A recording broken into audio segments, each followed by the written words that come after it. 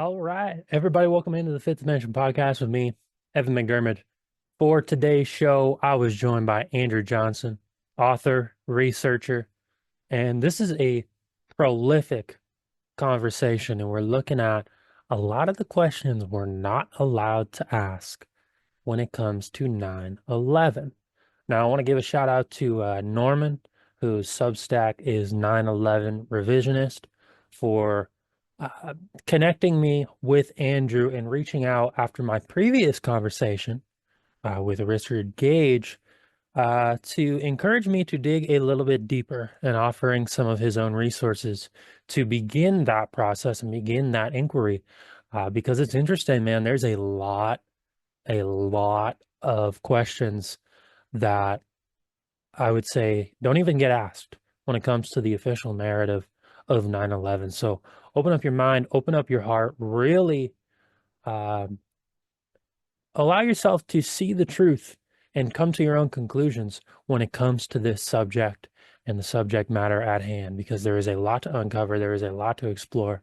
And hopefully, this is just the first of many conversations between myself and Andrew, because not just on 9/11, but many other subjects, as you'll hear a little bit about, him and I are very aligned in our interests in our own research. So I definitely appreciate Andrew and the perspective that he is embodying, because it comes from a grounding in the knowing of his own nature of a spiritual being, and that a lot of these false flags and a lot of these narratives that we see perpetuated in the mainstream uh, are designed to stifle and constrain our consciousness. Right. So shout out to Andrew. Hope you guys enjoy this conversation as much as I did.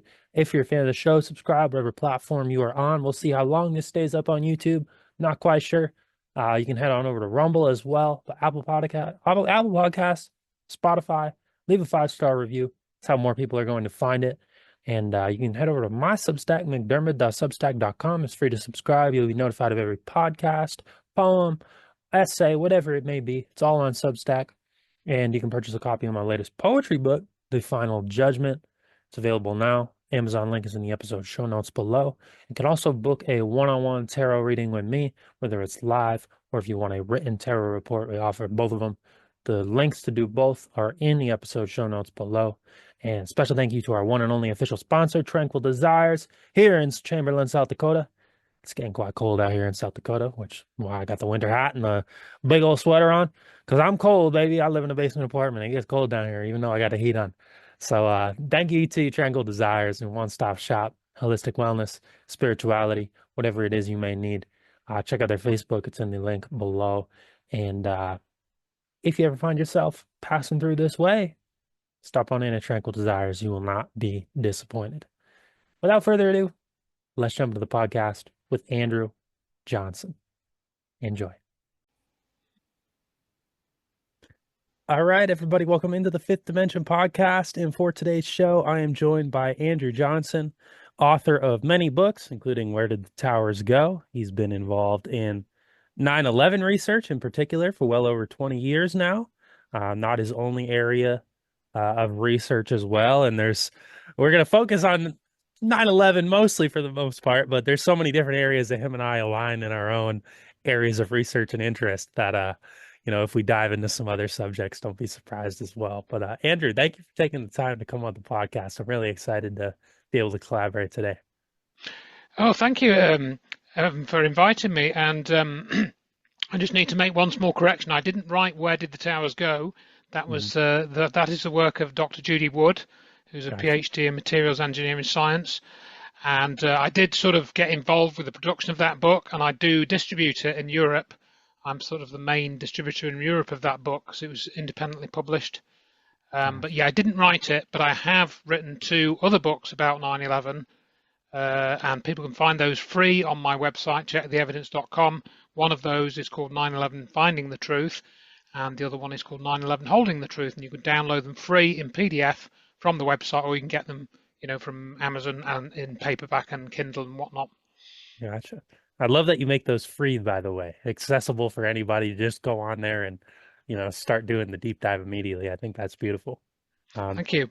And so, Andrew, I mean, I'd love to start, obviously, the perspective that you're you're bringing here is one that I don't think a lot of people have necessarily heard or engaged with, because I think it's a heavily censored. When we start talking about 9/11, you kind of have the two sides that are predominant in the sense that, the planes hit the towers and Al Qaeda did this terrorist attack. And then you have this other side where the planes hit the towers, but the government blew it up with thermite and it was an inside job, right? So these are the two sort of predominant discourses. But what I found really interesting in one of the first areas in which, when I started engaging with your work and the work of Dr. Judy Wood and some of the other researchers who are taking the approach you have, uh, I noticed that a lot of the discourse around 9/11 and, a lot of other false flags and a lot of other, I guess you could say, quote unquote, conspiracy topics, we kind of just jump into the sort of the why questions. We jump into the who did it. We jump into sort of these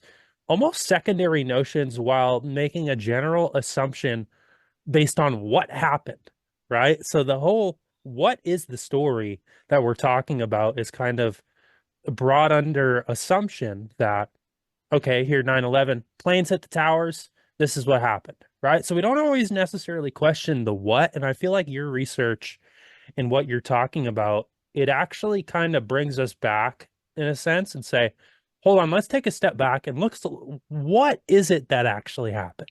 And I really appreciate that approach. And I was wondering if you could sort of dive into how you're doing that and just sort of introduce your work.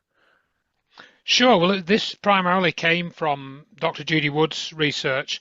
She has essentially established what happened at the World Trade Center. She's focused on that site. Mm-hmm. She's written a little bit about the Pentagon and even less about Shanksville, but her work really looked at the Twin Towers initially, and then the rest of the World Trade Center complex.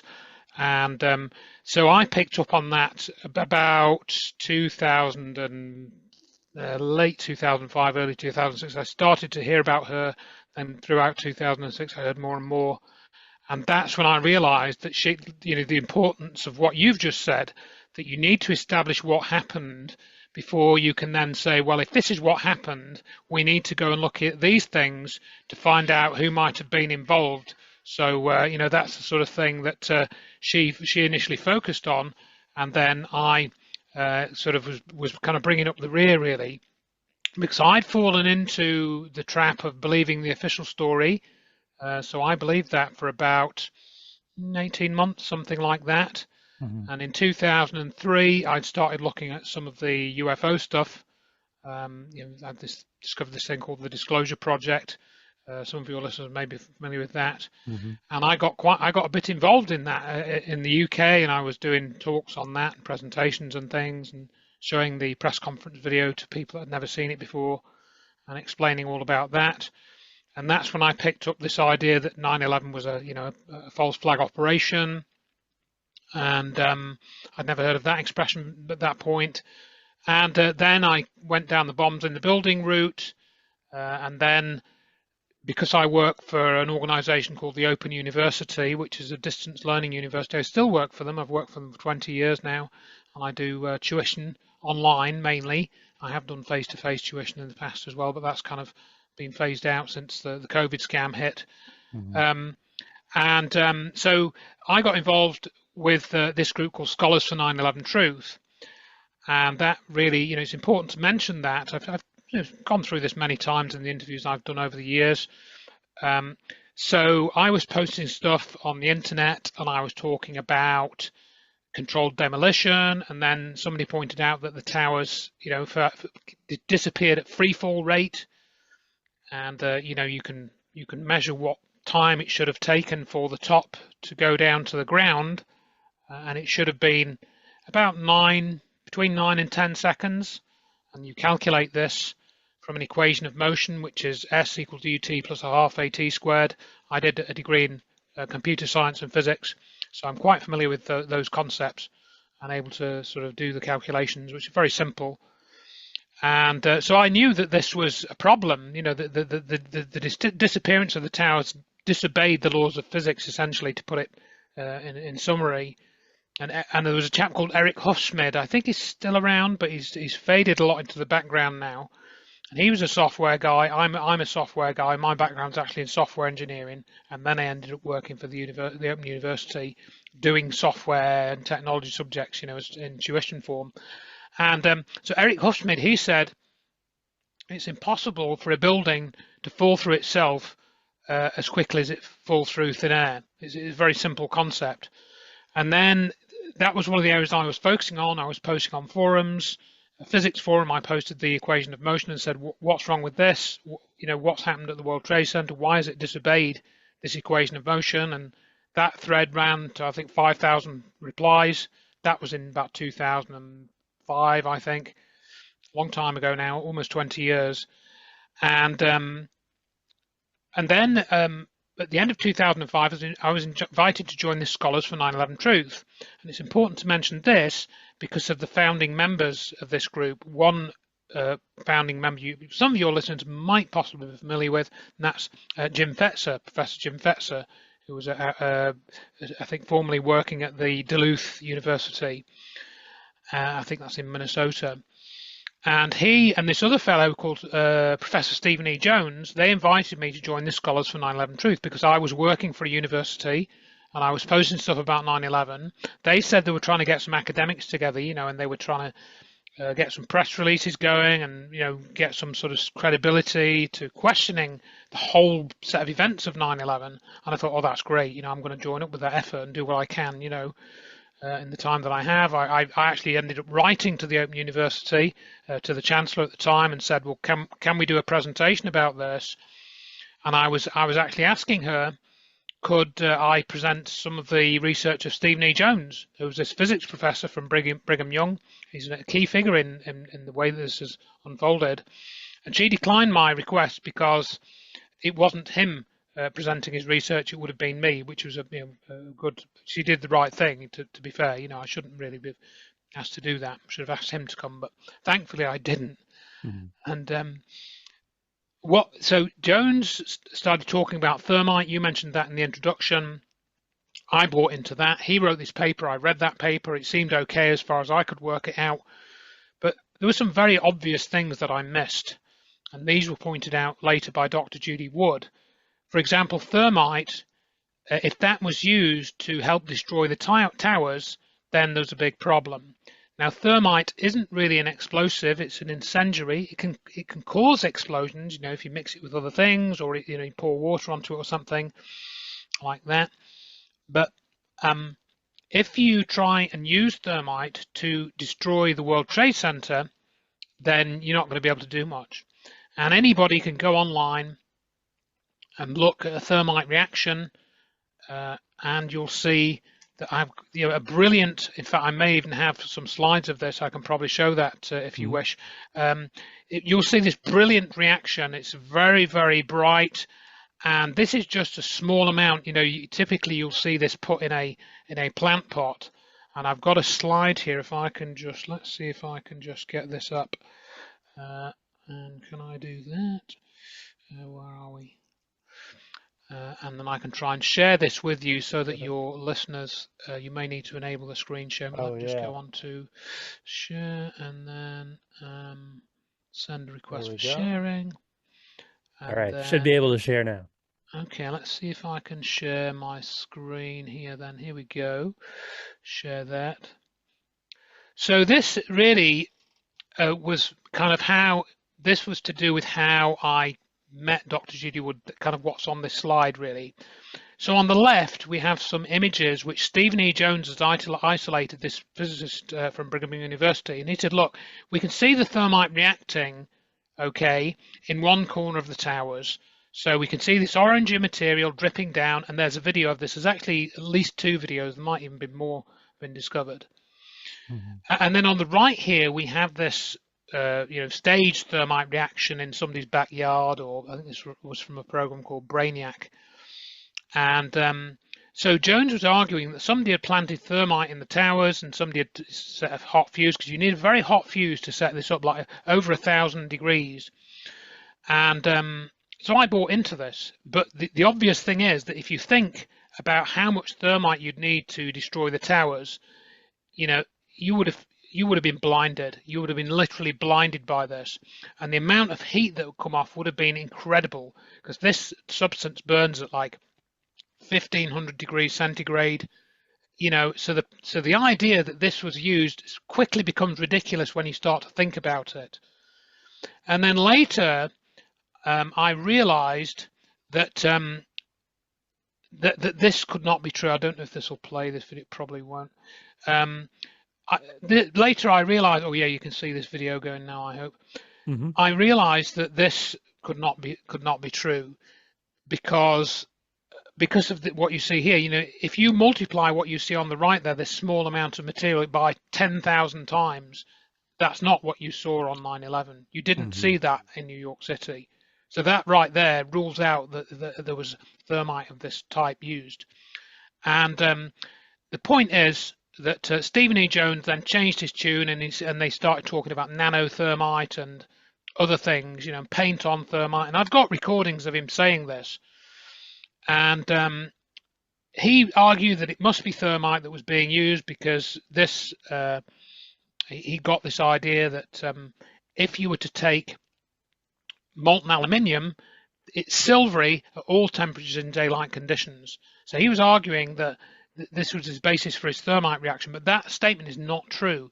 If you look at molten aluminium, if you heat it up enough, it will turn orange. So it turns from silver to orange once you give it more heat. Yes, it melts at 600 degrees. And this was one of the pivotal arguments that he was relying on, and that was not true. And he stated this publicly.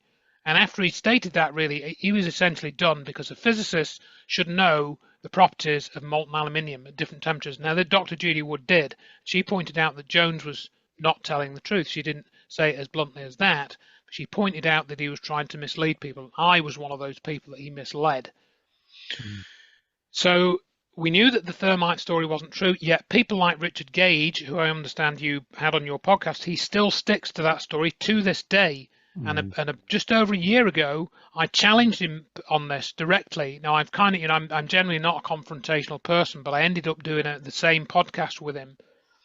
And I'll get to a little bit more of what he said in a short while. But Jones, going back to Jones, we later found out that Jones was involved in what's called cold fusion research. We found that out, I think, in 2007. Now, cold fusion is an energy phenomenon which was, I think, originally discovered in the 1930s, and then it was rediscovered by two world-class chemists, Stanley Pons and Martin Fleischmann, in the 80s. Jones was also doing research in that area, and he was on a panel in 1989 or 1990, when Pons and Fleischmann were looking for funding to develop their technology, this cold fusion technology or low energy nuclear reactions, Jones was on a panel. He led the panel, and he voted down the proposal to fund Pons and Fleischmann's research. Okay, so he's got history, and in fact, it was Jones and Paul Palmer that called cold fusion cold fusion. And Martin Fleischmann objected to that because they weren't really sure what to call it. They didn't quite know what was going on. All that they knew is that on some occasions, when they were doing their experiments, it was an electrolysis experiment with palladium electrodes, I think, and platinum and palladium. I don't know I can't remember the exact chemicals, and lithium hydroxide, deuterated water in the lithium hydroxide. They were doing this experiment, and occasionally they were getting out a bit more energy than they put in, which of course breaks the law of thermodynamics. And this is what the scientific community had to debunk. And they were getting tritium as well under certain conditions, which is this form of hydrogen. And then John Bockris at the Texas A&M University, he reproduced their experiments, and he got similar results. Not all the time he ran the experiment, it was poorly understood, but he did get, and this was a big furore in science in the 1990s. So people should look into this, and they can read Dr. Eugene Mallow's book, Fire from Ice, or you can listen to some of the material that Dr. Judy Wood has put out, and so forth. So right there, we knew that Jones had this connection to energy phenomena. Okay, and the reason why I'm bringing that up is Dr. Judy Wood started talking about 9/11 and energy phenomena, when she was talking about that probably back in 2004, 2005. The first time that she spoke about it publicly, I think, was in 2005 on the Ambrose Lane show. And I'll try and show you a particular image that she, Hmm. well, I generated this image from her two images that she had.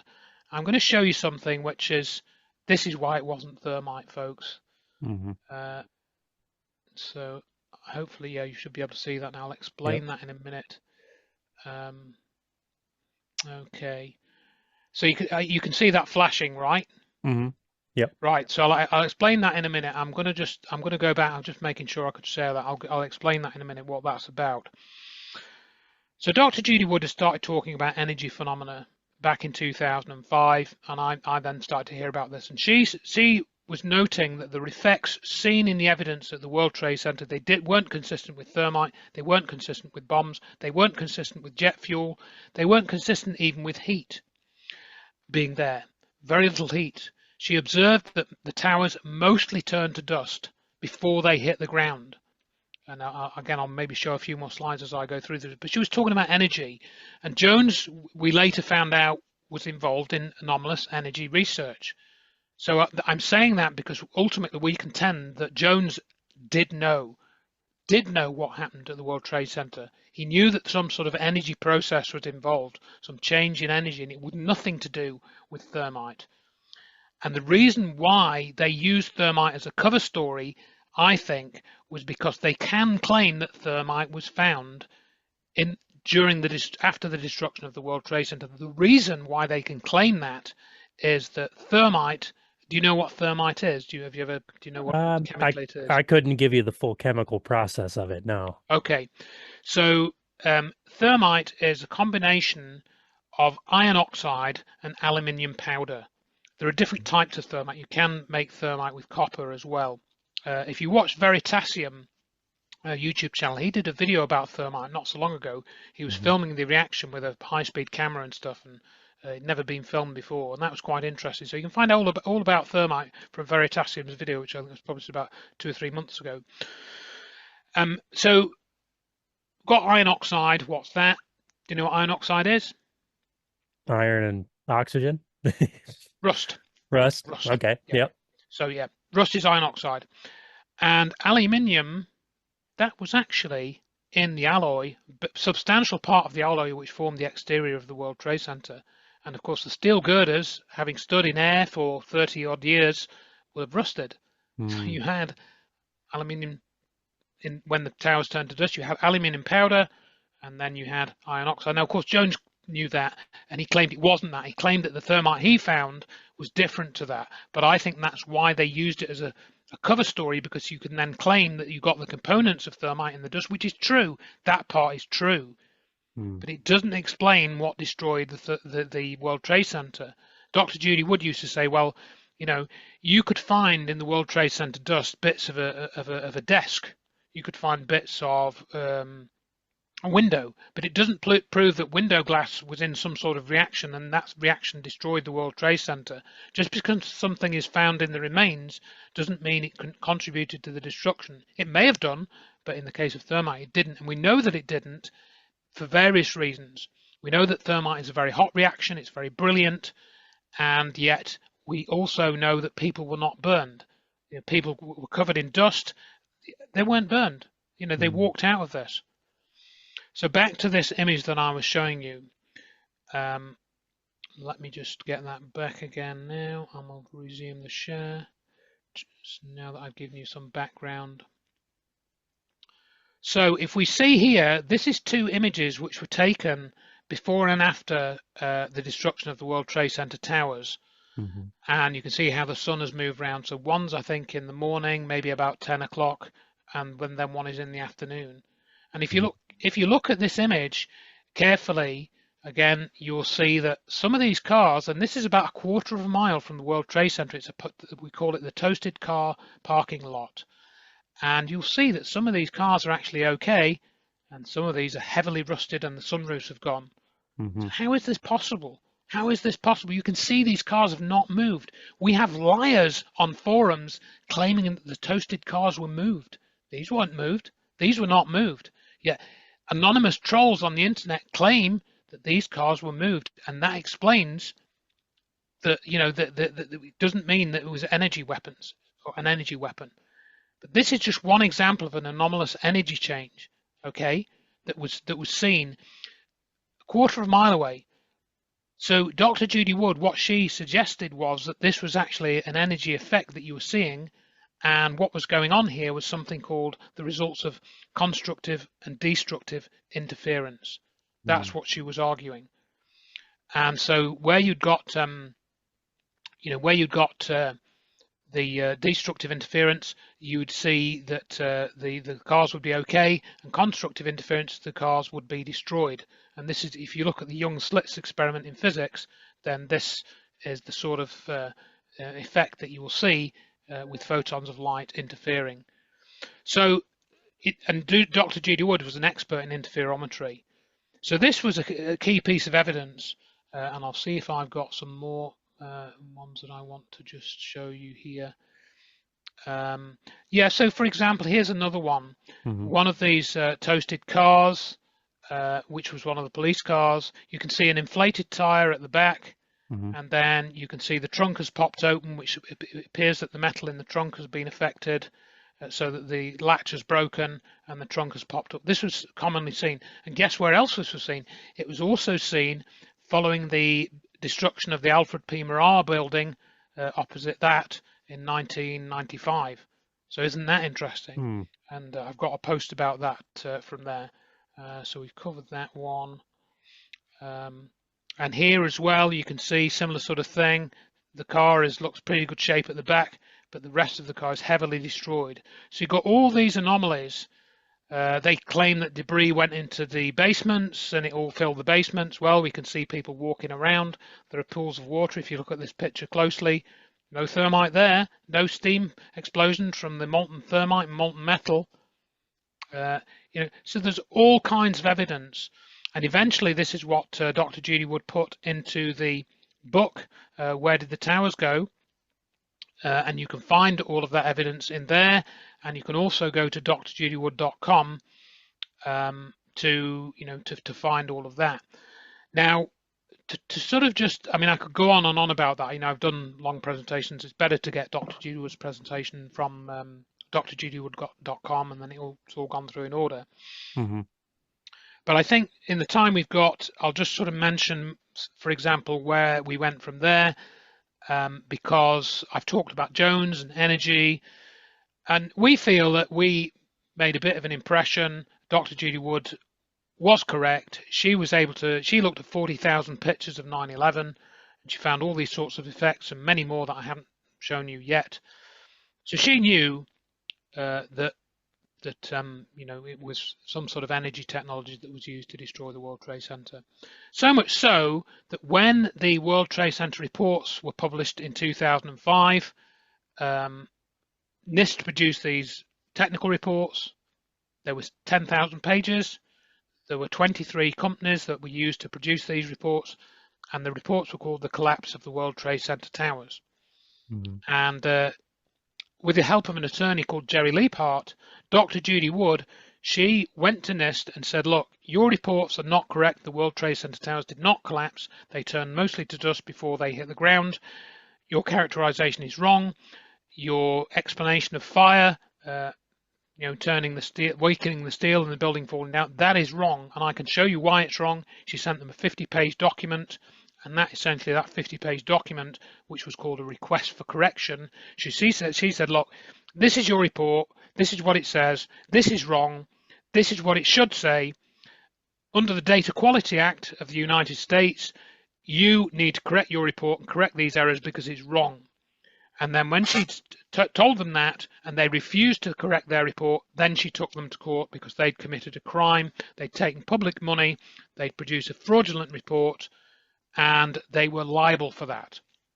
So she did that in 2006 and 2007 with the help of attorney Jerry Leaphart. And Morgan Reynolds did that as well. Dr. Judy Wood and Dr. Morgan Reynolds, they collaborated on some of this research. Dr. Morgan Reynolds focused on the alleged plane impacts, which there were no planes crashed into the World Trade Center on 9/11. That's a different part of the story, really, because whether there were real planes or there weren't any planes, or whether it was a missile or whatever, that does not change the fact that the buildings turned to dust. So Hmm. Wood and Reynolds essentially had a sort of demarcation and separation of the research, which was very effective. So it turns out that Dr. Judy Wood said, "This is your report's wrong. You need to correct it." They of course refused. She took them to court. That court case dragged on for I think between 2 and 3 years. Went all the way to the Supreme Court. She wasn't sanctioned. When the initial ruling was given, the ruling for her case mentioned the JFK assassination and the moon landing conspiracy, which of course had nothing to do with what she'd submitted, which was to correct the faults in their report. So they ridiculed the evidence and didn't address it at all. And then later versions just completely ignored what she said. Obviously, she didn't get a prosecution, but she didn't have to pay any costs. She was not sanctioned. She'd not have to pay any costs. They just kind of ignored what she said. Mm. And you can hear her talk about that in the various interviews over the years. Obviously, I'm giving you the sort of précis and the summary. So that didn't go anywhere. But again, why I wanted to mention that is that there's two reasons for mentioning that. The first one is that when her case was unsealed, I think around about April 2007, I forget the exact dates. If you look at my 9/11 Finding the Truth book, I might have them in there. There was a new website appeared. That website was called Architects and Engineers for 9/11 Truth. We thought, oh, okay, that's interesting. So we followed this group. This Richard Gage guy, this Jones character that I mentioned, he kind of faded into the background now. And then we had this Gage character coming in. We later found out from the records that they had to publish that he was being paid a salary of $30,000 a year. And they were a 501c organization, which means that they can get a tax deductible donation. So they can't petition the government to do anything. So what were they doing? Well, we found out what they were doing, didn't we? We found out, for example, that people that wrote to us, they'd found this group, Architects and Engineers. Oh, somebody wants a new investigation into 9/11. Oh, brilliant, that's what we want. Let's sign up. And then they found Dr. Judy Wood's website. And they thought, oh, Dr. Judy Wood's doing an investigation into 9/11. I wonder if Architects and Engineers of 9/11 Truth have heard of this. So they wrote to Architects and Engineers and said, have you looked at Dr. Judy Wood's website and her case? And they were silently deleted from their supporter list. And that happened. There were 3 people that wrote to us. Dr. Abraham Rodriguez, he wrote to us. I've got these, he's named in my book. Another chap called Andy Roseby, Scott Krajka, he wrote to us and said the same thing had happened. We later found out that AE 9/11 had people working for them, volunteers, and when somebody signed up on their website for their petition to say, yep, I support your idea of investigating 9/11, they did little checks. So they took that person's email address, they put it into a search engine, and they put it with keywords like Zionist, UFO, alien, whatever. And I've got a copy of those guidelines which were given to these volunteers to do these searches, because they were published in a book about the Architects and Engineers group by some disaffected person who'd got involved and realized all they were interested in doing was getting people to run in circles and not do anything really. And then guess what? There's one person mentioned in the AE 9/11 vetting guidelines from a few years ago. Only one person in the whole of human history is mentioned. In other words, when you search for a member's email address, there was one other person that you could put in the search string, their name, along with that email address to see if it came up on any web pages or posts or anything, to see if they were sort of had some association with that person. And do you know who that person's name was? Can you guess? I would say if they'd check maybe yourself or Dr. Judy Wood or Second one, not me. I'm a nobody. I'm a nobody. Yeah, Dr. Judy Wood, the only person in human history named as being vetted for in the Architects and Engineers group. So that right there to me says what that group is out to do primarily. Okay, and so Mr. Gage, he made comments on a show with a friend of ours who's now no longer with us, Ralph Windroad, where he said if Dr. Judy Wood is writing a book like Where Did the Towers Go, she's not practicing science, she's practicing witchcraft. And I've got the audio recording of him saying that. Mm, So why would somebody who's interested in getting a new investigation into 9/11 going say something like that? Why would he say that? mm, Now, you can just look at his reaction. You can look. I confronted him with this last year, but he didn't really have an answer. Of course, he just kind of he sort of just chuckled. And so I never said that. He said, I didn't say it. He says, well, you did say it. You did say that or something very like that. I've got a recording of you saying it. It's like he believes his own statements about thermite. Like he really believes it almost. It's just unbelievable to me mm. how he could say such things so many times over the years, you know. Right, And he's been saying it for years, since 2008 maybe. So he's been going with that in that direction now for 15, 16 years. right. Well, and it's very And telling when you have, ideally, if there's groups that are looking for 9/11 truth, right? You would kind of want to, even if maybe the conclusions, let's say two groups have found is different, if you're united on a common front of, okay, let's uncover the truth, let's start conversing, let's start yeah, collaborating, and through conversation and through the sharing of evidence and through the sharing of research, maybe we'll both be able to discover some sort of greater truth, right? Because that's really what that's what we want to collaboration is do, all about. you know. And I mean, if Mr. Gage had come to us and said, "Oh, Dr. Judy, Andrew, yeah, I sort of agree with that bit, but that bit you want to look at that because that's not right," I would Mm, have said, "Oh, well, why is that not right?" right. And I would have gone into that. I mean, this is what I do with students. I teach students, so I go through their work and I find that some of it is correct, and say, "You're well done on that bit," and then I'll find another bit and if they haven't done it right and say, look, oh, sorry, you've not done that quite right, correctly. Here's the right thing, this is what you need to look at. And then the overall result, of course, is that the end result is better. The student improves, the student learns. That's what I want to do. So if we've got something wrong, look, come on, we want to get this right. You tell us what's wrong with it. And Hmm. this is the point with Dr. Judy Wood's research. There's really nothing in the last 15, 16, 17, 18 years that's been corrected. Hmm. Nothing. Nobody has come forward and said, look, this is wrong, and this is what you need to correct, or this is what you need to add to it. That nobody's said that, and this is why we know that this is true, and there are a number of reasons why we know this is correct because it's been unchallenged. Yes, people want to debunk it, they want to knock it down, they want to say Dr. Judy Wood is stupid and she uses these funny words to describe things. She uses baby language. She's this, she's that. They want to say anything, but they haven't been able to actually say what's wrong with what she's said technically, Hmm. what evidence she's mischaracterized or misused or whatever. There's none of that. There's none of that. Okay. And then one of the things I want to skip back to is the court case, because architects and engineers claim they want to start this court action. They've talked about it several times over the last 15 years. They've never really done anything substantive. They did put in a request for correction, like Dr. Judy Wood did. I think they did that about a year later. I've written all this up in my book. In that request for correction, funnily enough, they didn't mention thermite anywhere.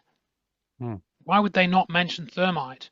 Well, the reason is that it's illegal to perform psychological operations on the US government, so you're not allowed to put false information in a request for correction and get away with it.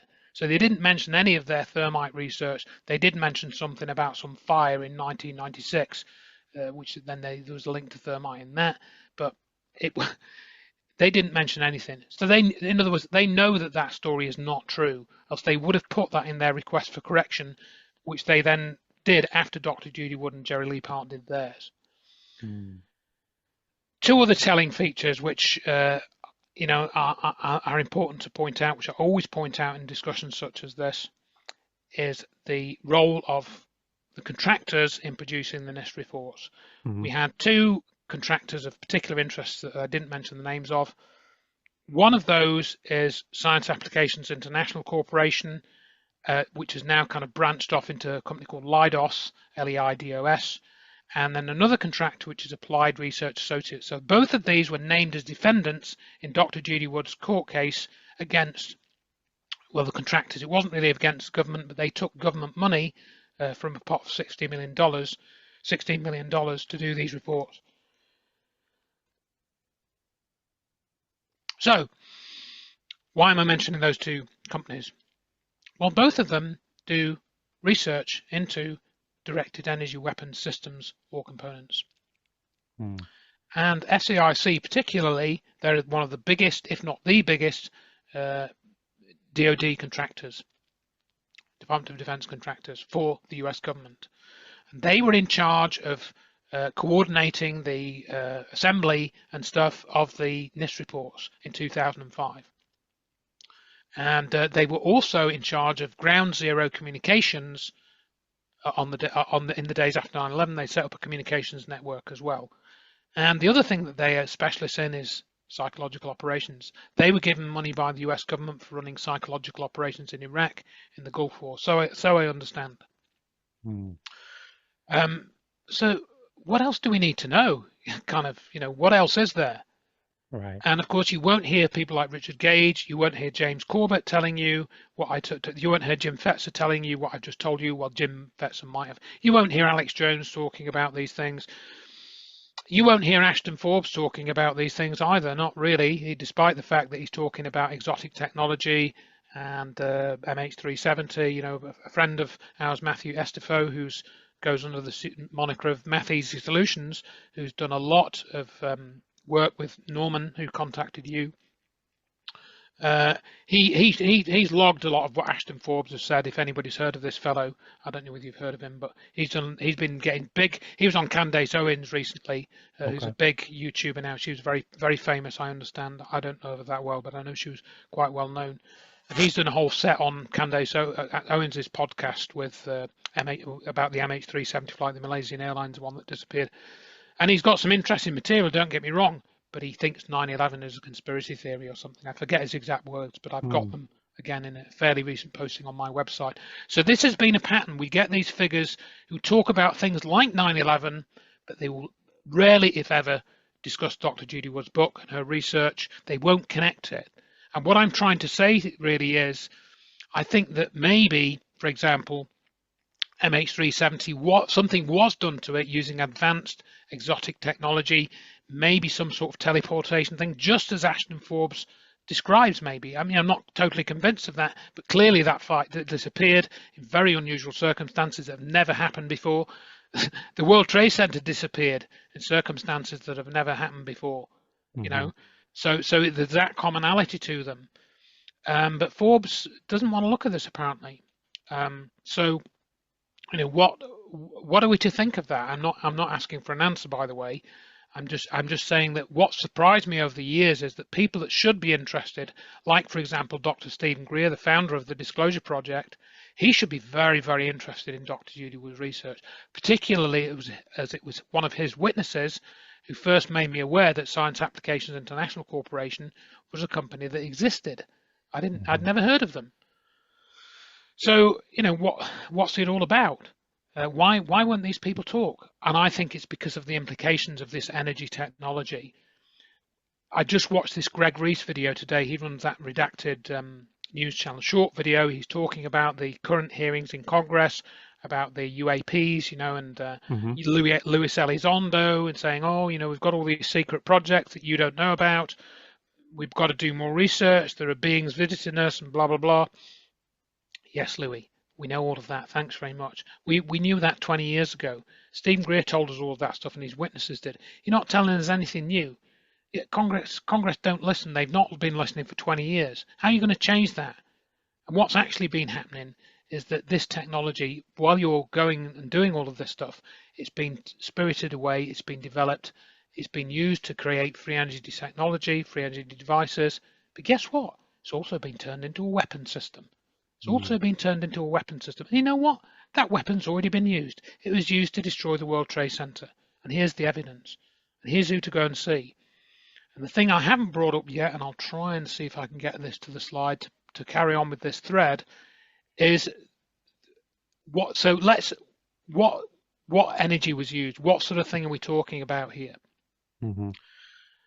Well, in 2007, Dr. Judy Wood and we were talking. She'd been sort of gathering all this evidence, and she'd been looking at various websites and stuff, and then she happened on something called the Hutchison effect, and she realized that the what was seen at the World Trade Center in the evidence, the remains of the World Trade Center, there were certain effects that she saw, and Mhm. many, if not all of these, were seen in the experiments of a fellow called John Hutchison. Okay, so I'll try and show you a little slide to summarize that. And again, this is all Dr. Judy Wood's research. I had a bit of involvement, but it's Mhm. primarily what she came up with, really. So John Hutchison is still alive. He's a funny guy. He's very eccentric. He currently has this pseudonym that he uses, which is Princess Carla Niption, and you can find him on his YouTube channel dressing as Princess Carla.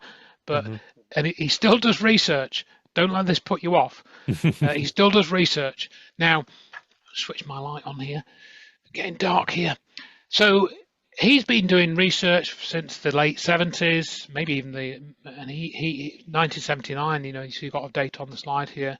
So he was using electrostatic and magnetic fields, microwaves and RF generators in certain combinations at certain times. And you can see this metal here that's been at the bottom right. This has been sort of jellified to some degree or turned to some form which is not normal. So jellification of metal he was creating, bending and fracture of material. He was showing lift and disintegration of samples. Transmutation, which is one metal changing into another. Guess where else that was observed? That was Mhm. observed in cold fusion experiments. Isn't that interesting? He was getting fuming, which was not necessarily smoke, disappearance of samples, fusing of dissimilar materials, metal and wood. And you can see, if you look here, I might have a close-up of this thing here where he's got this stainless steel knife which has merged into this aluminium block, which should be impossible. He also had Mhm. another sample with wood in it as well. And yeah, we'll see this very quickly.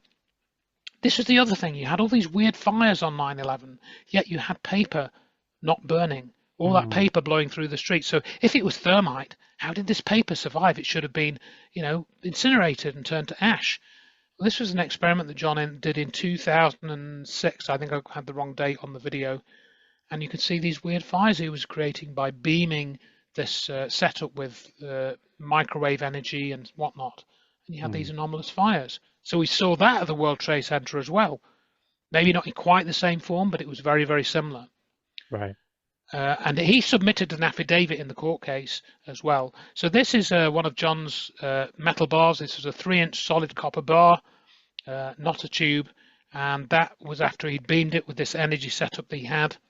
And this was a beam from the World Trade Center held by WJE as sort of forensic evidence from the destruction. And then we have I think this is an aluminium bar, and I can't remember the material. This is a picture that Judy Wood took in 2008. And on the right, we have a picture from the World Trade Center evidence. Mhm. And John was able to create levitation effects. I don't know if this video will play, doesn't really matter if it doesn't.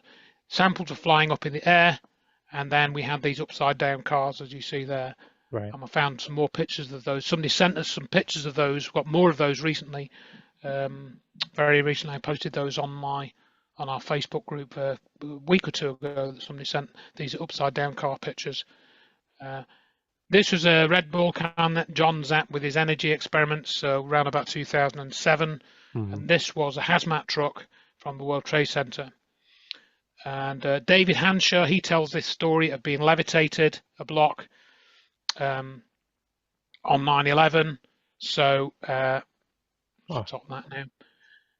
It's all there. It's all right. there. And this is all in Dr. Judy Wood's book in great detail. One add-on to that bit is that we know that the US military industrial complex knew about this. We have documents which prove that Colonel John Alexander, who used to be the head of the US non-lethal weapons program, he visited John Hutchison with a few other guys in 1983, and he saw John's setup. He saw the experiments, and from what John told us at the time, a few years ago, it appears that Alexander was very familiar with the effects seen. He knew what was going to happen.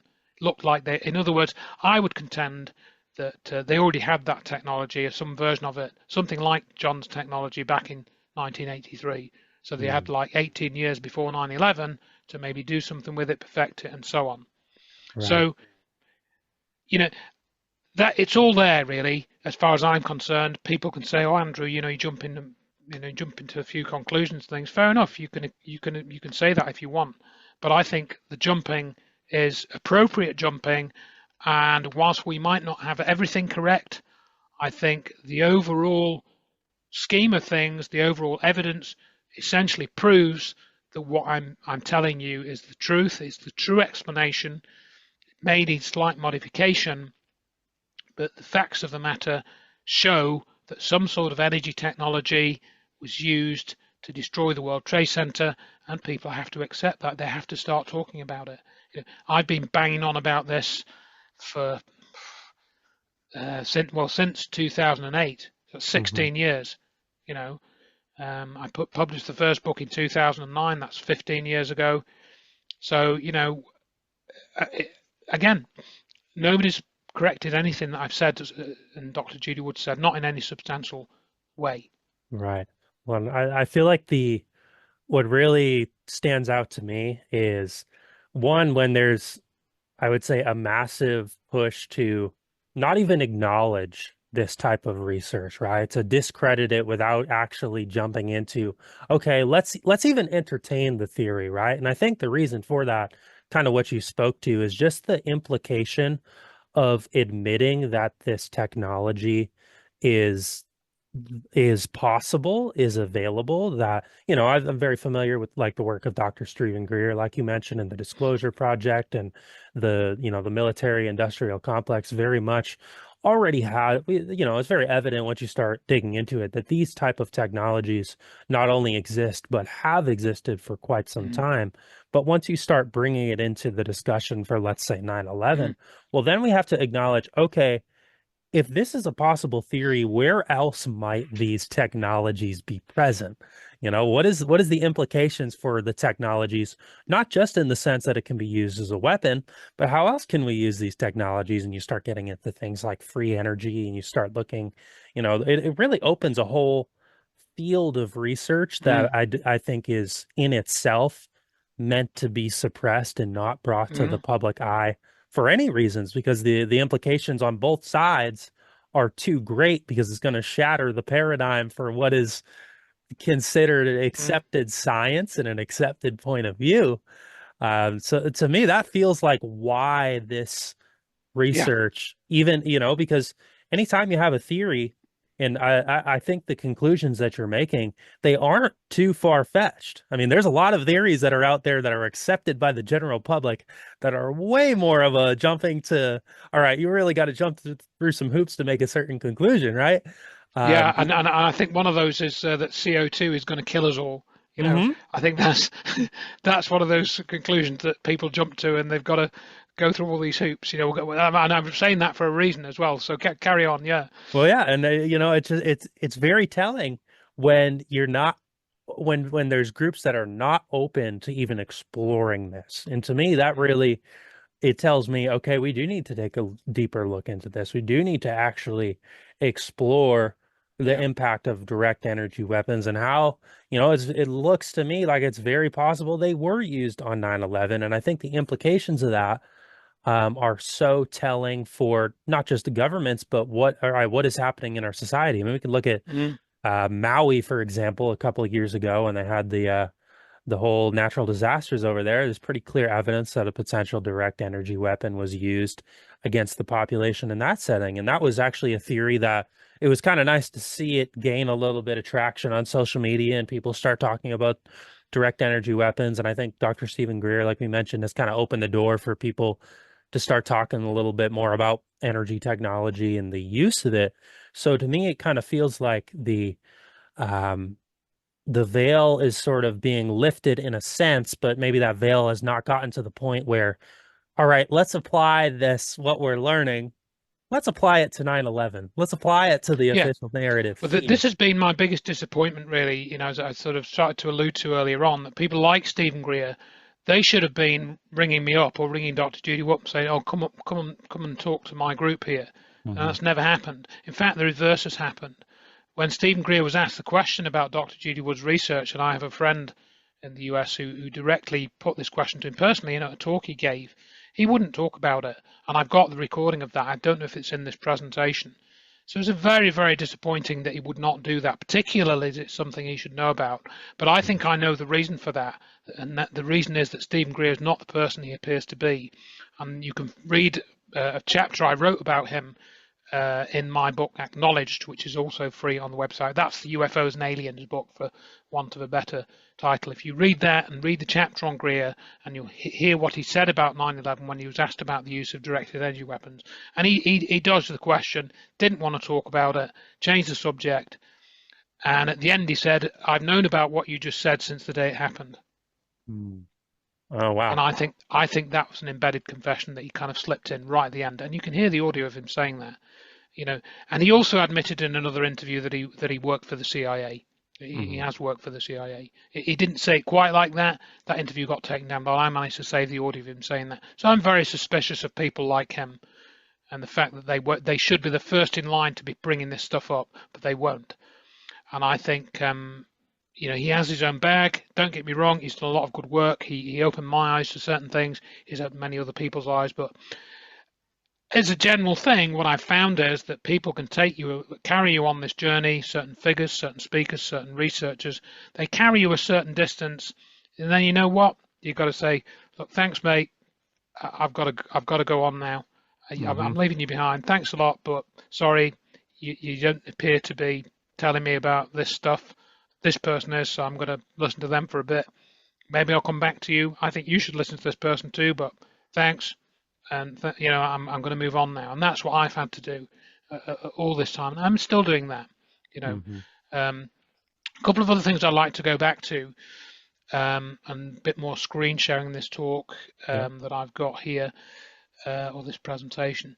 So this is another little bit of evidence from the FEMA report. This is from the Bankers Trust building, Hmm. and this image here is inside that building, and FEMA said there was no fire in that building, no thermite, no fire. But look at this girder here. I think I've got a little zoomed in portion here of that. Look at that. There's even a hole in it. So what can have caused that? And then we've got this telephone cable here, look, on the right hand Hmm. side. You can see the coil. The insulation is still intact. No heat, folks, no heat. So that was the Bankers Trust. This was repaired, and then it was taken down piece by piece at a cost of $70 million, and it had rust inside. So it looked like it got some sort of infection from whatever process was going into the World Trade Center, going on in the World Trade Center. The other thing that I wanted to show you in this was the investigation that Dr. Wood had done. Oh, I've got a couple more of the levitated cars there, look. That's Mm. just a quick one of that. And the fire truck even upside down, as you can see there. The other thing I wanted to mention was Dr. Judy Wood's method of investigation led her on to discover something very interesting indeed, which pertains to another enormous cover-up. And let me go back to that. You see, what she was looking at was the dust. She was looking at the dust, and she found, for example, bits of dust that had, or two clouds that had different characteristics. One was white in color, one was darker in color, and they went in different directions. So she wanted to see where this dust went, what it did. She started looking at satellite images, and then she was looking at that image, for example. Oh, that's a satellite image. What other satellite images can I find? Well, I found this one. Ever Mm. heard about this? Oh, Anyone no. heard about this? Yeah. Hurricane on 9/11. No. I was gonna Yeah. say that doesn't get talked about nearly at all. No, no, it does not, because we've now essentially dismantled the free energy cover-up to some degree, at least in our own little, container here. Now we're going to dismantle the climate change scam for what it is. So this was Hurricane Erin on 9/11 that Dr. Judy Wood, obviously, she found it in the data. She didn't actually discover the hurricane or anything like this. And this was how it looked on 9/11. The outer bands of Hurricane Erin are just about touching Cape Cod, but it was 500 miles off from Manhattan. Hmm. But look what happened to it. It's got a funny pentacle nucleus, but that's just a sort of footnote really for what I'm saying. So here's the path. It was given a name on the 1st of September, over on the right here as it crossed the Atlantic. It hit Bermuda on the 7th of September, did a bit of damage there. It was reported on CNN. And then after it hit Bermuda, guess what? Travelled in a straight line for 4 days. and they said it was going to turn round, didn't turn round, and then it turned round. It got to the closest point to New York City at 8 o'clock in the morning, just before the events of 9/11 unfolded. Then on the 12th of September, it made a right-hand turn and moved out towards Oh. Newfoundland. It was a Category 3 storm. It was talked about on the news broadcast until about 8:45. Then it was barely mentioned. Nobody really talked about it, and nobody's spoken about it since. And I think there's the little animation which shows the path there, and it actually slowed down as well. Oh. And the barometric pressure and the temperature and the wind speed were all constant in Manhattan throughout the events of 9/11 for 16 hours. 16 hours. Hmm. So is that a coincidence? Now, I wanted to put that on a website called Op-Ed News. I think it's still going. And I put that into a post, a press release, and then this fellow called John Moffat, who claimed to, and this is an alternative news website, it's not a mainstream website. He said Dr. Wood does not follow any basic tenets of science, such as performing experiments and collecting and analysing data, graphs or data. She is not a scientist, she is a crackpot. That was the response I got to posting the essence of what I just showed you on that image there. That's the type of cover-up that we're seeing. So what I'm saying there, to summarize that, is that hurricane, I would argue, strongly contend, was put there. It may have not have been created, but it was put there. Look what's been happening in Spain. Look what's happened with all these wildfires. Look what's happened, say, at Maui. So there are different ways of using this energy.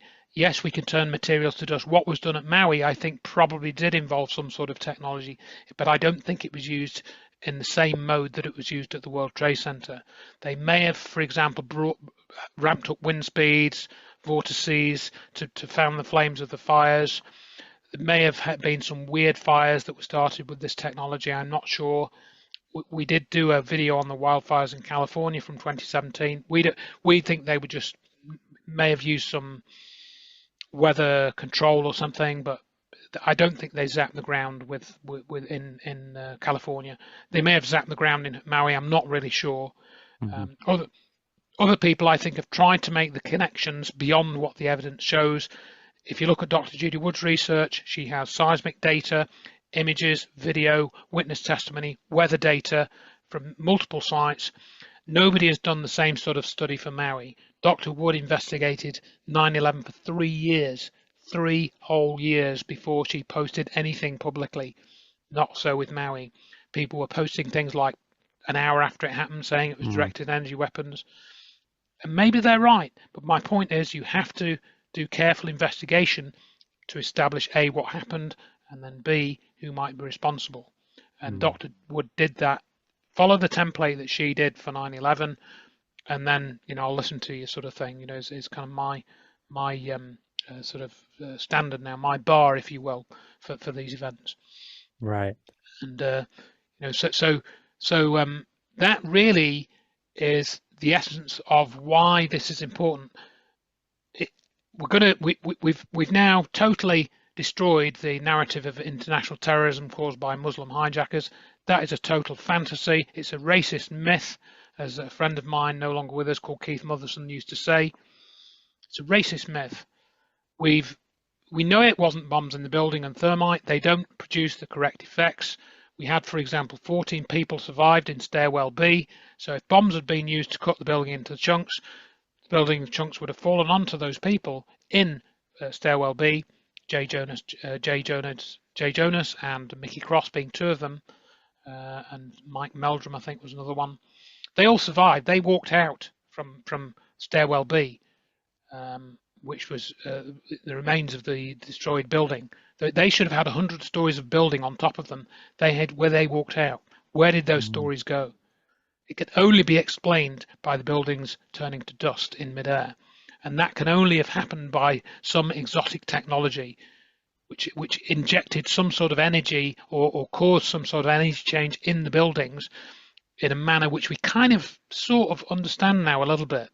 We know that they were able to manipulate the atoms in the materials or the molecules for them to just decide not to be together anymore. That's what we think happened. So we know that this technology exists. We know that this can be used to cause enormous energy changes. So it's very probable that it can be used to create free energy. And this indeed was what Pons and Fleischmann were doing. So they were trying to create free energy, or very, very cheap energy, from cheap materials without any harmful byproducts, and they were shut down. Jones was involved in that. He's involved in 9/11 research. Go figure. So we know that now, from my perspective, of course. So that's the energy paradigm of scarcity. That's gone. There aren't any international terrorists like the ones that we say, not with the powers that they claim they have. That's gone. And now we've got rid of the climate change scam because somebody, yes, it is man-made climate change, folks, but it's nothing to do with CO2. Somebody has technology. And what are storm systems? They're enormous energy systems, aren't they? A hurricane is like a giant ball of electricity, if I'm very, very simplifying it. It's got a huge electrostatic charge. So that's where this overlaps. John Hutchison was using a Tesla coil to generate a static field, an electrostatic field. That's what we think the role of Hurricane Erin was. It was providing a static field to use in conjunction with, say, microwaves or some phase conjugated microwaves or something to create these other effects. We don't know exactly how it works, but we've seen what John does. John knows how it works, and we've seen that what he did is similar to what happened on 9/11. So that's all there, and it's been that all of that I've told you has been there since 2008 on Dr. Wood's website. Okay, so it's been there for 16 years, and then she finished the book at the end of 2010. I think it was published just at the end of 2010. Nearly didn't get published, and indeed you can find some places where it said this book has never been published, but that was the previous version that was never published. There is a version that is published, and you can get it from wheredidthetowsgo.com and drjudywood.com, and you can get it from me. Right. And Andrew, I've heard you say before in the past that in one of your other lectures that I watched, that the truth is kind of, when you start presenting it, it's perceived as far out by a lot of people, right? It's something that's like, hold on a second, like this is far out there, and so it's completely off the radar screen. Yeah, sorry, but I think that's really where we need to be looking to actually start finding the truth, because when you start stacking the so-called evidence for some of these other theories they're so easily disproven that the truth in itself is going to be far out there, because that's how our perception, we're not trained to look for things that, we're not trained to think about direct energy weapons and the manipulation of weather, and how, the level of technology that has been introduced to the public is nothing in compared to what's behind closed doors and what the military industrial complex actually holds, right? And when we look at sort of the full narrative,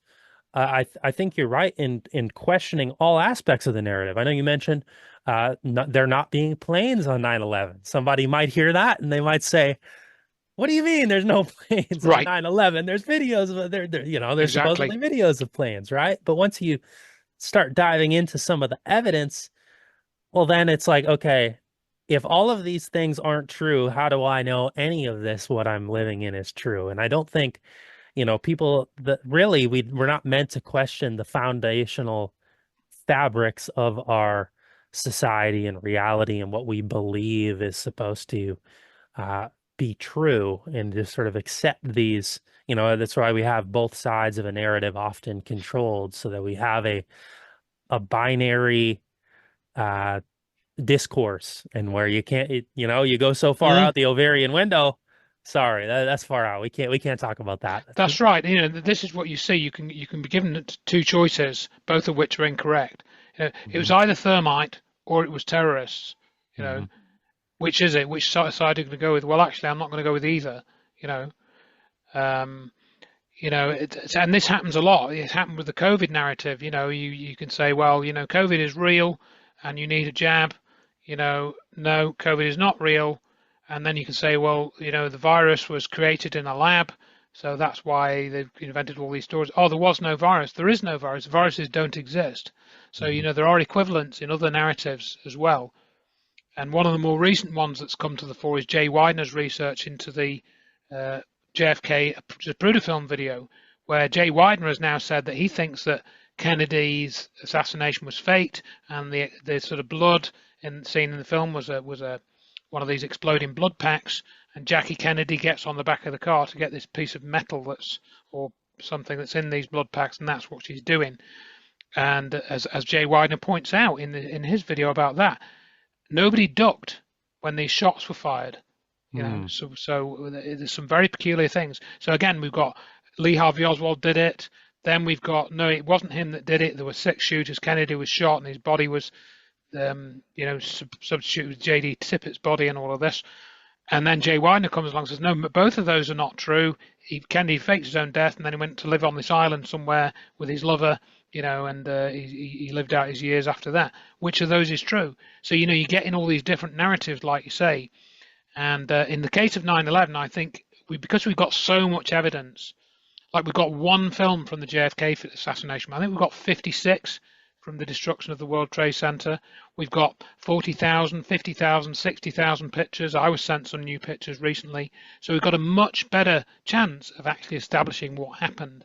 And I think with the access to information, like the NIST reports and stuff, and who was involved, we've got a much better audit trail, so we know what. So I think 9/11 stands head and shoulders, higher for working out what actually happened than many of the other false flag events that we've seen over the years. And we could talk about the trends that have in false flag events since 9/11, like for example, how very different Sandy Hook was, and how very different the Boston bombing was to earlier false flags in terms of the scale and perhaps the probable use of crisis actors, for example. There wasn't the same talk of that regarding 9/11. But if we were to go back to 9/11 for a minute, you mentioned the lack of planes.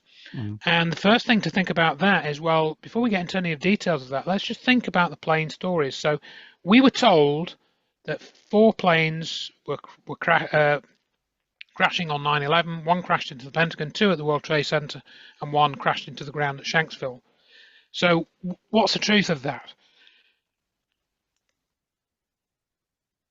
Well, all we can say really in terms of what happened to the passengers is we were told that there were these flights that took off from various airports and then they flew into the sky.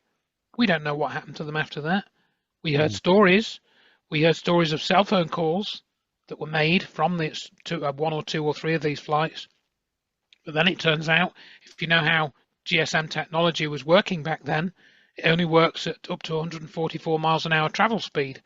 That's my understanding, because I work with that technology. So if a plane is traveling at 200 miles an hour, which for those sorts of Boeings would be I think they would stall at about 100 odd miles an hour. They would stall and fall out of the sky. So they would have been traveling faster than 200. How could those cell phone calls have been made without the call being handed off to the next cell? So those phone calls were faked. There's no ifs, ands, or buts. They could not have taken place. So those are really those phone calls came out because they needed this story of the hijackers terrorizing the passengers, right? But apart from that, we don't have any evidence. If you look at Elias Davidson's research into that, he couldn't find any evidence that any of the alleged hijackers got on any of the planes. BBC noted afterwards that 6 of the alleged hijackers survived, and he interviewed, I think, at least 1 or 2 of them. That's on the BBC website. That story came out, I think, fairly early on, October 2001 or November. Still there, I think, that story. So what actually happened with these planes? Many questions. And if you look at the work of Mark Conlon, who does this 9/11 planes research.substack, he's got a lot of it on there. He's writing a book about that. He has been. And Mark's done a lot of great research, along with another chap called Chris Hampton, who made a film, 9/11 Alchemy, and 9/11 A Big Idea. If you watch those videos, one of them is on the Internet Archive. You will see, for example, how companies like, I don't think it was SAIC, but another company, another defense contractor, worked on something called 3D volumetric image projection. So we're talking something like some sort of holographic technology. And if you look at the videos carefully, that's what it looks like they were. It looks like people did see what looked like planes in the sky, but there were anomalies with the sound. There were anomalies with the appearance. The destruction of the planes was didn't make any sense. It didn't follow the laws of physics. If you look at the Michael Herzakani video, you can see that the plane impacts the front of the building, but the explosion comes out of the side. Does not make any sense. Doesn't make any sense at all when you look at the physical evidence. They did not obey the laws of physics. Okay, and that's all covered in Richard D. Hall's video, which is called I can't remember the name of the video, but it's on Richard D. Hall's website. I've reposted it on mine. And he looked at a 3D analysis. He put 26 clips, and they all match with the what was seen by people. And other people like Simon Shack, he was another one, a bit like Richard Gage. I was friendly with Simon Shack originally. He said that CGI planes were inserted into the news footage, so all the news footage was just CGI. It was faked images of planes. But that doesn't explain what people saw. People in the street reported seeing planes. Not everyone. Some people said they didn't see a plane. And I've got those witness accounts in my book and in that presentation. So what did people see? I think they saw a projected image. I think they saw a projected image. Going back to the UFO disclosure issue, and not just me, but others have been saying this for years. What are they doing now? They're saying these UFOs are a threat to our aerial travel and stuff. They're a threat to air security. Really? They've never been a threat in the last. They don't exist. They've been told they don't exist. Suddenly they now exist, and they're being portrayed by people like Lou Elizondo as a threat to air traffic and so forth, and military security and stuff. Really? Well, maybe they're aliens. Maybe they're going to invade. Maybe they want to take over. So maybe we're going to have an Independence Day scenario. Look at the Independence Day film from 1996. And what will you see? I'll see if I can get this clip before we close. You will see, for example, sorry, not the World Trade Center, but the Empire State Building. You'll see it being destroyed, won't you? Let me just see if I can get this up, because I've got this, I think, on my thing here. Right.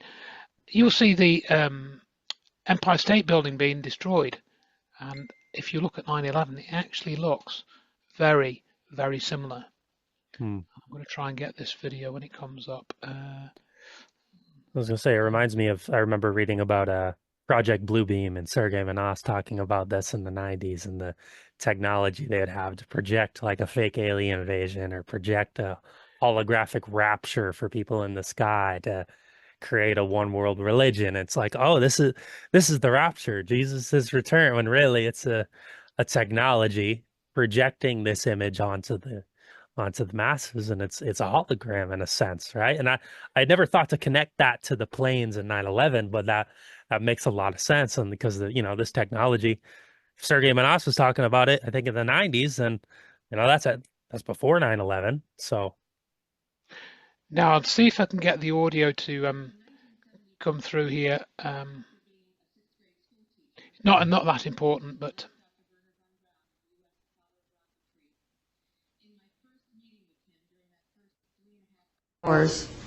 he said to me, Carol, you will stop the weaponization of space. And I said, teachers don't stop until June. He said, no, you have to understand, this is February, and we have to prevent the weaponization of space because there is a lie being told to everyone that the weaponization of space is now first being based upon the evil empire, the Russians. There are many enemies, he said, against whom we're going to build this space-based weapon system, the first of whom was the Russians, which was existing at that time. Then there would be terrorists. Then there would be terrorists. Then there would be terrorists. Then there would be third world countries. Now we call them rogue nations or nations of concern. Then there would be asteroids. And then he would repeat to me over and over, and the last card would be the extraterrestrial threat. Well, at the time, I kind of laughed when he said asteroids, and when he said extraterrestrials, I knew I wasn't going to deal with that subject. And now we hear in the news just today, this week, that they've slid in another enemy. Only this time we're going to protect our satellites. In other words, we have to have some reason to spend these trillions, to waste these dollars on a space-based weapon system, and they're all lies.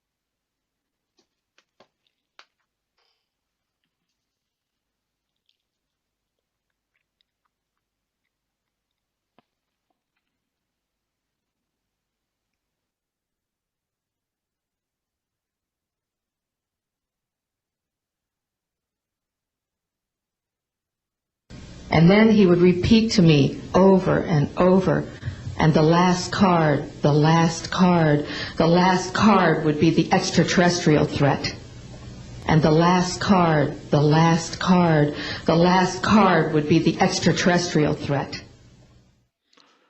So there you go. Now, the basic thing there is change the plane to a flying saucer.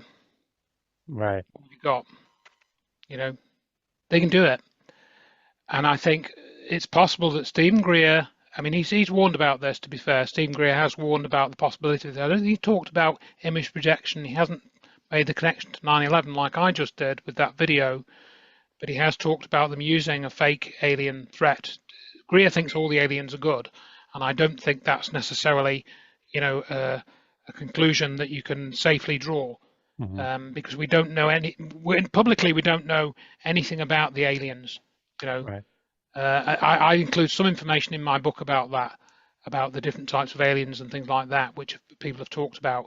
But you and I, as sort of regular citizens, I think that, you know, that a lot more is known. And I do think, for example, that as I go into on my book, I think that Eisenhower met with aliens in 1954. And again, that's off the radar screen for most people. But I go through what you should be looking at and what you should be thinking about. And his great-granddaughter, Laura Eisenhower, I think she's a credible person. She posts on Facebook. I think she is a genuine, real person, and she's gone through a lot. And I think she talks about aliens and ETs and the whole agenda and stuff. And I think she's probably closer to the truth and more sensible than a lot of the other speakers on this subject. So you could sort of have a look at her and her research and her work. I think she's a very good speaker, and I think she does know stuff. And I do think she's had certain information passed down to her from her great grandfather, Ike Eisenhower. I think Eisenhower did know probably more than any presidents after him. I think after Eisenhower, things were, you know, compartmentalized a lot more. I mean, do you think the intelligence agencies now, you know, let's say Eisenhower was talking with them back then, they're kind of, it's interesting because I've done the CE5 techniques myself, and I've had, Oh, really? yeah, and I've had various encounters. I mean, I've been out camping one time. I wasn't even doing CE5, and I saw a whole, I guess you could call it mothership take up the whole sky, right? Wow. I've had those types of experiences that go beyond what I can even, and you know, the way they warp in and out of physicality goes beyond what I knew to be possible within my brain over here. But you know, it's difficult to, like you said, to kind of know the full intention and know the full scope, right? Like I can feel I can want to place a genuineness and a, you know, I think there's extraterrestrial, multidimensional beings out there who are for the betterment of people, and you know, we can connect in that way. But I mean, do you think there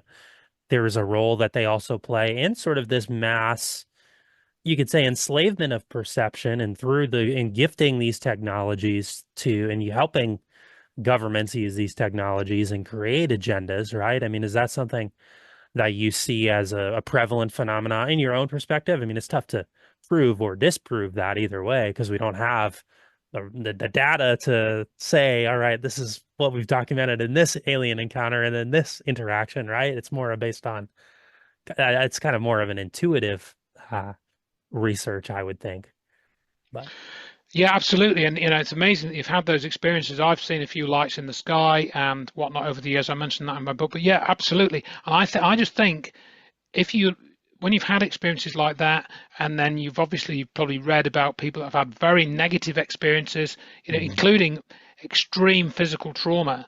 You know, if you listen to what, I'm not sure about Whitley Strieber, but if you listen, some horrible things have allegedly happened to him, and it's not just him though. Horrible things have happened to other people as well.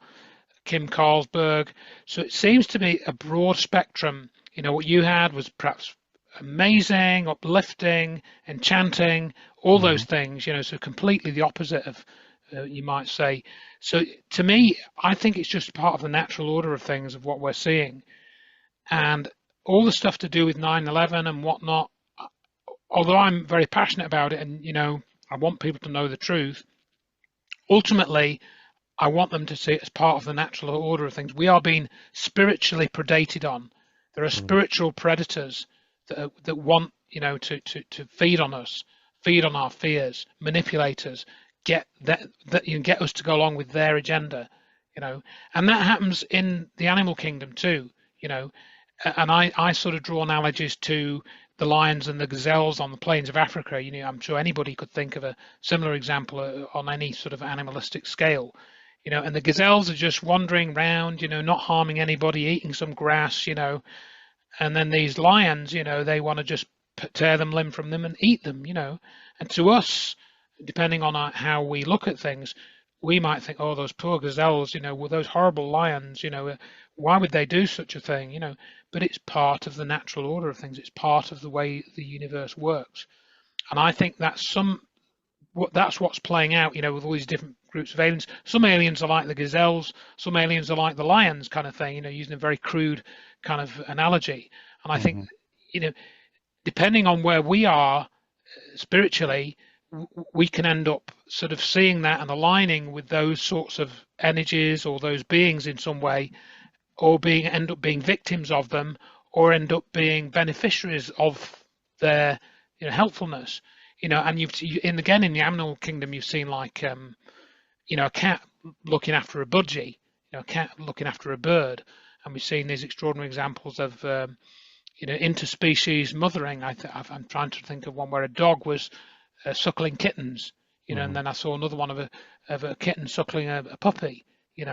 Almost impossible things like that seemingly happening. So again, we see these wonderful miracles happening every day in the animal kingdom, and that's another good thing about social media. People, talk about the people, trapped in a continuous scroll. But some of the stuff you see is greatly uplifting and greatly illuminating, and you and I are using this technology to communicate and talk about these things. And so for every positive, or every negative, there is a positive. And I think ultimately we try and align with as many positives as we can, but I want to know about the negative as well, so that I know how to deal with it. I know what to do with it. I know how, I like to think of myself as a fairly positive person in life. And if I understand the negatives, then I can sort of advise people what to do with it, how to avoid it, how to understand it, how to kind of integrate it with the rest of their knowledge, So that's what I look at all this stuff and see, Right. Definitely. And I agree with you. And I think you can, when you approach even things like 9/11 from a foundation where you are spiritually whole and connected to yourself on a deeper level beyond just even, this physical body and this identity that we take on, right? You can kind of approach these subjects with a grounding and a knowing that you don't need to be sucked into the sort of parasitic, I would say, fear mongering that takes place, because a lot of these false flags, that's what in my opinion, that's what they're here to do. It's beyond just the let's go and kill 2,000 people and start a war in the Middle East, right? It's a let's create a psychological trap for people, like a wound and a scar that we can keep using to produce trauma. And that's really spiritually, it really saps at people's soul when you get so caught in this cycle of false flags and fear and trauma. And I think that's really, for me, what I see as the purpose behind all of these things. Because if we were to rise spiritually as a collective, then, we would be able to harness things like free energy technologies and use it for the betterment, right? We would be able to actually create a world where this sort of parasitic class that I really think is running the show behind the scenes of government, they wouldn't be able to have any power whatsoever. They can't touch the people who are who are at a different level of consciousness than them, because it's all about frequency. And so if we raise the collective frequency, well, then the lower dense negativity of these parasites, they're just by the law of nature, like you were talking about, they don't have any power anymore, right? And so I think that's why going into subjects like this, it can be a tool for uplifting, to actually gain awareness and to actually empower ourselves with information, to then therefore go and spread this information, but from a place of light and not from trying to throw black pills at people or make it view as doomsday and, oh no, look what the government can do. I mean, you can look at it from that lens, I suppose, but um, it doesn't actually do anything or change. It won't change anything if we're really taking a doom approach. Instead, it's like, okay, we see what's happening. Let's be empowered and let's stand up for the truth and spread light in the best ways we can, right? I mean, that's really how I take this information, Yeah. and I think the way Yeah. you're approaching it as well, you can relay a lot of these truths, but at the same time give people a sense of empowerment and how they digest it and share it and go into it. And I think when you do that, it gives people more. Um, I think the truth itself actually rings deeper and feels deeper instead of just Yeah. saying, "Oh, no, they're using direct energy weapons. The world Yep. is over," right? Because at that point, it's Right. like, You damn. know, absolutely. And I mean, one of the things I should point out is that Dr. Judy Wood herself in the book, I think she says this in the book. If she doesn't say it in the book, I think she does. If she doesn't, she says it in many interviews. 9/11 was an attack on human consciousness. She actually puts it in those terms. And I agree. It's meant to send you into this fear. It's trauma-based mind control. You get into this fear-based, this fear box, and just everything closes in around you, and everyone's out to kill you, etc. And that's what it was. And I fell into that. I thought there was going to be another war. I was cold. I was shivering for like 2 days when I saw the events of what happened. I was scared. And I think because I experienced that, I was then able to sort of rationalize it later on that's what it was for. That's what they were doing to me. And I thought, I'm not going to let that happen again. And to add to that, I think what's happened with a lot of the alternative media is that new fear-based narratives have been promoted, and a lot of people that have come away from the mainstream. And Alex Jones, is a good sort of case in point. He just repeats new fear-based narratives, some of which are more accurate than the mainstream ones, and some of which are just as inaccurate, just as untrue. And a lot of the alternative platforms are doing this. And it's like, I felt for a long time that a true understanding of what we've been discussing today, and not just this, but other topics as well, it is enlightening, and it does release you from these fear-based narratives. It's kind of like, well, if they can do this, they can do anything to scare us, So we'll just accept that they can do these things to scare us and not be scared.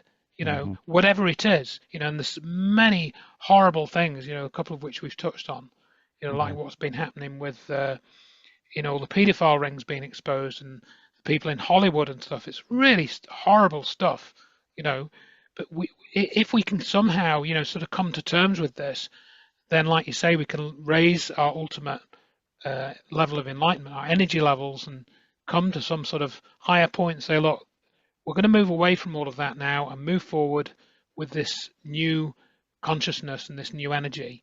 And that's again similar to what you said. That's what I'd like to try and cause to happen or enable.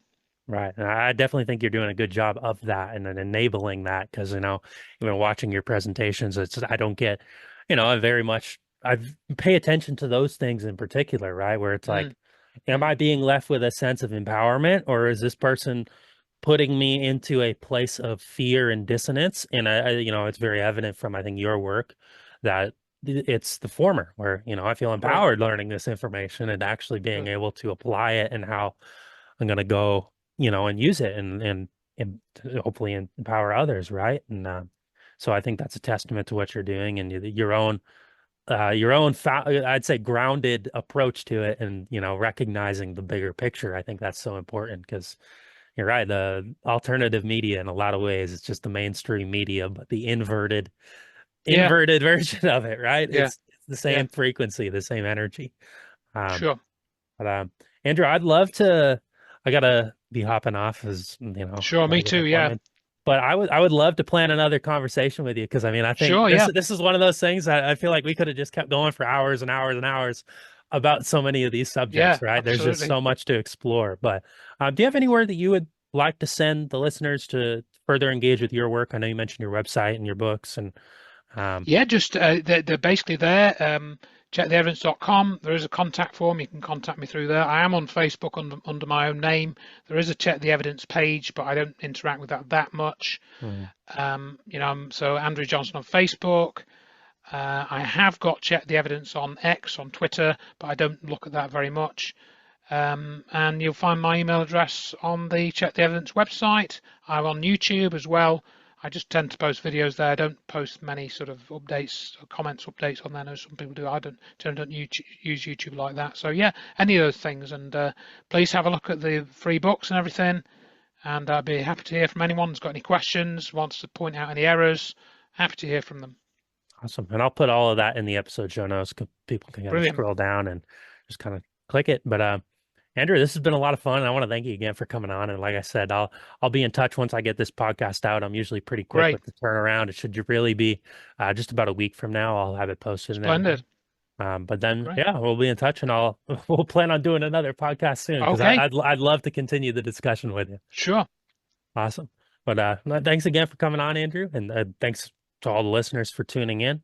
But we will see you all on the next episode. Special thank you to Andrew for coming on the Fifth Dimension. This is really a fantastic conversation, and I wish I wasn't constrained to just 90 minutes for this one, because him and I could have kept going for hours and hours on so many different subjects.